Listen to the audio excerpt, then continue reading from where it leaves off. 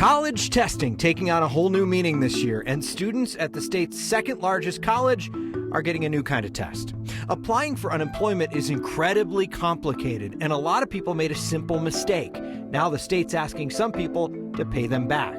The QAnon conspiracy theory is now banned from Facebook, but one reporter says it may be too late for her Colorado hometown. And imagine for a moment that you are in space and jonesing for a cold beverage, but there's no refrigerator. A group at CU Boulder might have the solution for that. That's next. It used to be college was the place where you could finally get a bit of independence. These days, being a college student means a lot of people are keeping a close eye on you. In Boulder, you aren't allowed to gather in groups. In Fort Collins, administrators are monitoring what's coming out of the sewer system. And now college campuses want one more thing from their students: saliva. Here's Mark Salinger. College. Your first taste of independence, where you can party until 3 a.m. and clean up the solo cups another day. Well, now college students are learning a thing or two about responsibility the rest of us weren't taught. We instruct the individuals on how to gather up enough saliva into their mouth and then, for lack of a better word, drool right into the tube. Yes, it might sound a little graphic, but spitting into a test tube could be part of the key to keeping campuses open. I would call it a game changer. Mark Zabel is a professor at CSU and has spearheaded the effort to develop the saliva tests in Fort Collins.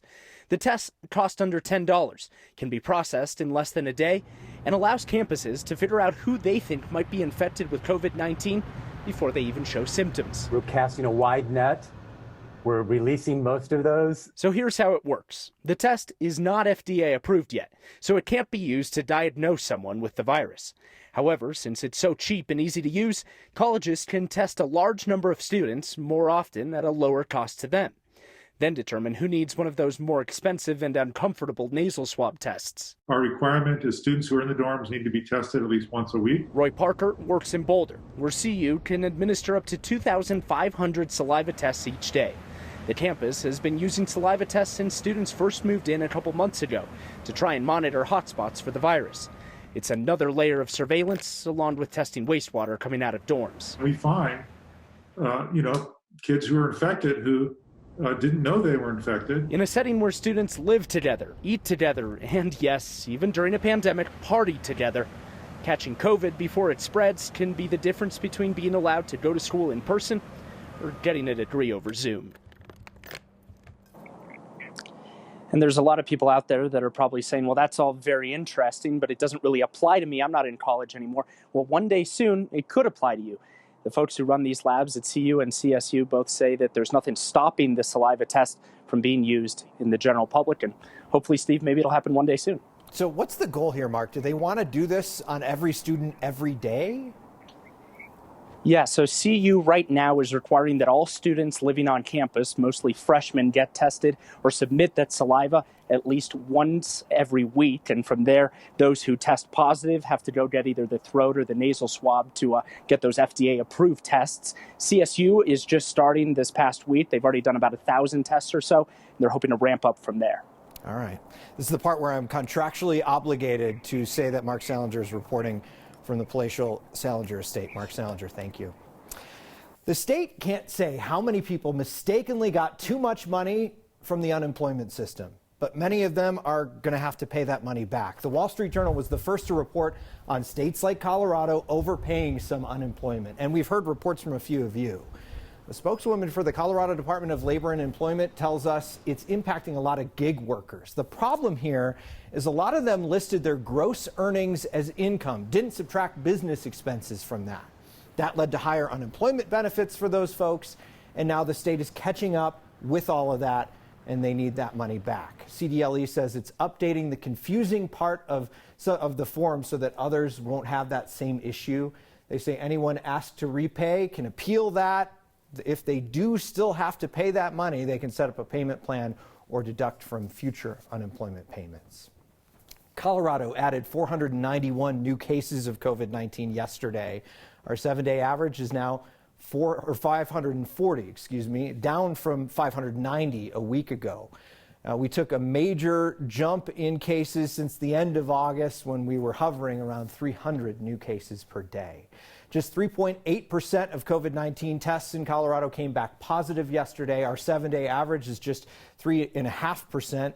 That number's down from where it was about a week ago, but it's up from where it was 2 weeks ago. We spent most of early September in the 2% range. 246 people are currently hospitalized with COVID-19 in Colorado. That's up from 233 yesterday and is the highest number that we have seen since July 28th. Our 7-day average is now up over 213. That number has been steadily climbing since about mid-September. Governor Jared Polis and state health officials have taken notice of those increasing numbers. And while cases among 18 to 25-year-old Coloradans seem to have gone down, cases in other age groups have either increased or plateaued. And that has resulted in our increase in hospitalizations, which is something the state is currently monitoring. What's alarming to me is we have 246 people hospitalized. Now, that number isn't alarming. It's well within our capacity. What's alarming is that it's increased substantially from about 170 to about 246 over a 2-week period. So if that were to continue, again, for another 2 weeks, we would be back in a situation where the best quality of care, and we all see how important the quality of care is. We saw that with the president. We see that with anybody who's experienced COVID. Not everybody will get better, but most will. But we want to make sure that that quality of care at a hospital is available for all those who need it. The governor says Coloradans know the things they need to do to get the trend headed back in the right direction. We just need to do a better job at doing them. Here's what we know. It's not time to freak out just yet. Hospitals can still easily handle the number of patients they're seeing right now, and our positivity rate is still reasonably low, but we will have to watch where the numbers go from here over the next few weeks. A somber memorial has gone up in honor of a shared streets advocate killed while crossing the street last month. We told you about Tim Campbell's death back in September. He was crossing Colfax near Irving in his wheelchair when a driver hit and killed him. The driver, 31-year-old Jeremy Compton of Wheat Ridge, was cited for careless driving resulting in death, a misdemeanor. People we talked to told us that Campbell was an advocate for safe streets who left a big impression on people. And that impression was big enough for someone to leave a memorial at that intersection where he died. A ghost wheelchair, similar to the ghost bikes that are left behind for cyclists who were hit and killed. The memorial was put up by fellow Safe Streets advocate Alan Cogill and his wife. It is unclear if ever, or when, if ever, Casa Bonita will reopen its doors. The famous, or perhaps infamous, Mexican restaurant in Lakewood shut down when the pandemic first started and still hasn't reopened. A sign on the window says the restaurant plans to reopen when permitted to do so.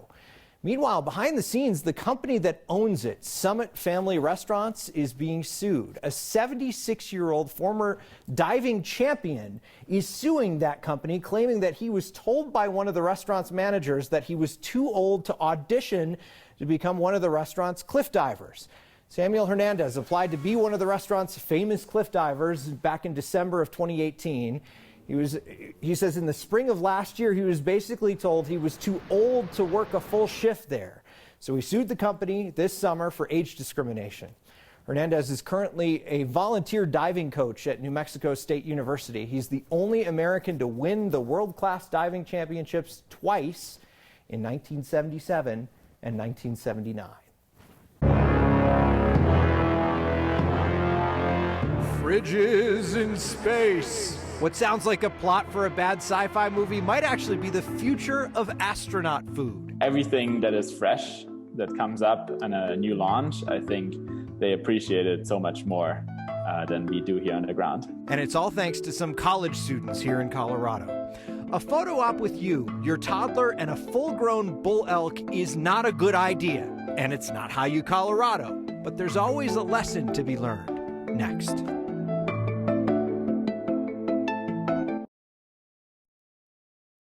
Recommendation. Here's where we point you towards anything that is not ours but is worth your time. So Facebook today banned QAnon across all of its platforms, one of the broadest rules the social media giant has put in place in its history.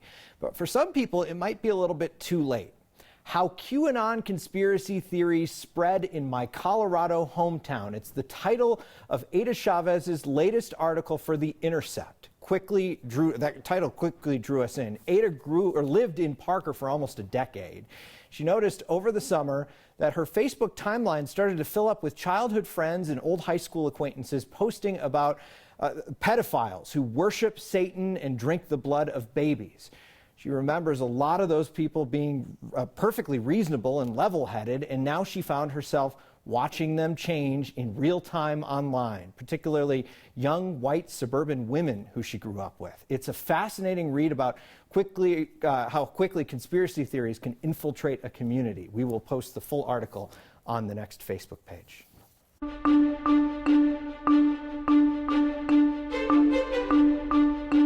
Another day with smoke and haze, and how about another record high? In October, we should be in the upper 60s. Today, 87 ties the record that was set back in 1975.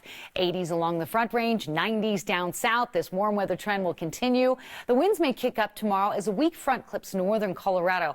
But that east to southeast wind will help to push some of that smoke and haze right up against the Front Range foothills. So air quality alerts out for bad air, ozone, and wildfire smoke. No big changes in that forecast. But changes coming by the weekend. Fair skies and 47 tonight. Sunshine and 83 on Wednesday. Warm weather trend till Saturday, and then a little mountain snow on Sunday.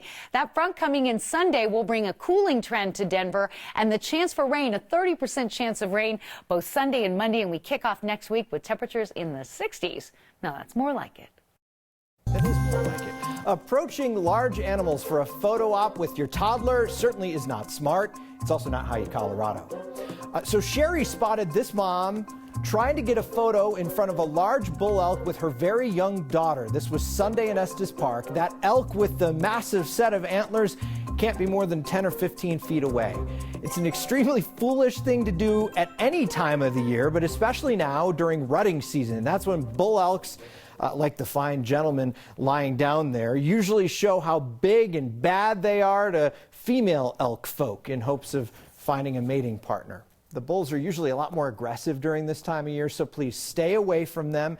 And if you refuse to stay away, please at least leave your young child out of it. Most Colorado wildlife experts suggest you stay at least 25 yards away. Hi, I'm an elk. You were probably expecting a political canvasser at your door. But fall isn't just campaign season in Colorado. It's a special time for elk like me. Hey ladies, and I'm here to ask, could you guys stop watching? Imagine if hordes of elk showed up and peeked in your bedroom window. I get it, elk don't have bedrooms. We're forced to do our sexy business in public, like on golf courses in Estes Park. But it doesn't mean we wouldn't like a little privacy. So next time you see Lady Elk responding to a bugle call, just keep driving, would you? No need to stop and stare. Don't make our mating season any more awkward. Please. Paid for by Elk Decrying Overly Invasive Neighbors Governing Intimate Times. A bear lounging in a backyard hammock is my spirit animal. It's also the most Colorado thing we saw today. Listen, I love Dippin' Dots just as much as the next guy, but how have we not found a better way to feed astronauts in space? The refrigerator will always be an important item and become more and more important if we actually produce food in space. In steps the students at CU Boulder, who are about to give the residents of the International Space Station something they've never had before. Next.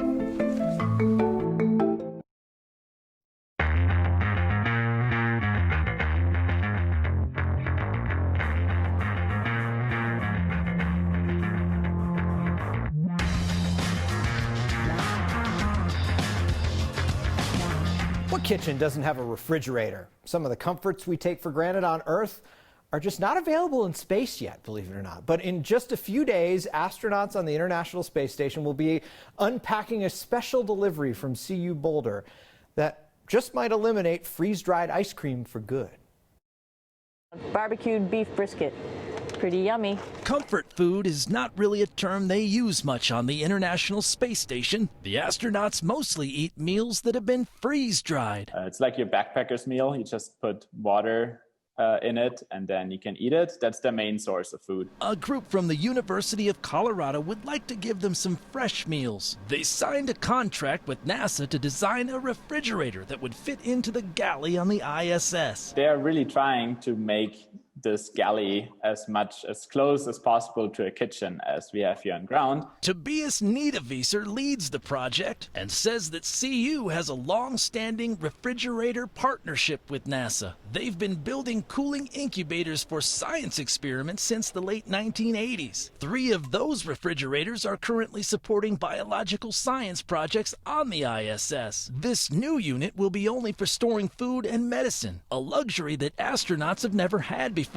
NASA has become more interested in refrigerators as crewed space missions get longer and as they intend to start growing their own food in space. And of course, if you grow fresh food, you also have to keep it cold. So a refrigerator will always be an important item. Niederwieser says with every launch, astronauts get a special treat of fresh food that they usually have to eat the day it arrives. Now they can dump the Dippin' Dots and order an extra pint of real ice cream. Just from talking to some astronauts, I hear that ice cream is very high in demand up there. It's really the bonus food.